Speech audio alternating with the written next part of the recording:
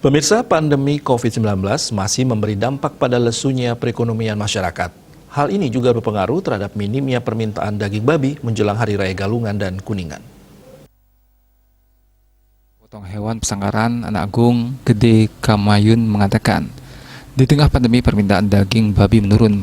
Pada hari biasa permintaan hanya terjadi sekitar 40 ekor. Berbeda dengan sebelum pandemi COVID-19, permintaan mencapai 125 ekor per hari. Kondisi itu, menurut Kamayun, juga terjadi menjelang Hari Raya Galungan tahun ini. Berbeda dengan Galungan 6 bulan lalu, pemotongan di RPH hanya mencapai 100 ekor per hari, tepatnya pada H-2 dan H-1 Galungan. Hal ini mempengaruhi daya beli masyarakat yang sangat lesu setelah hampir 2 tahun pandemi melanda dunia. Di samping itu, harga daging babi yang masih tinggi, yakni sekitar 85.000 hingga 90.000 per kilogram. Berbeda sebelumnya, permintaan babi juga diungkapkan Ketua Gabungan Usaha Peternak Babi Indonesia, GUPBI, Ketut Hariswiasa.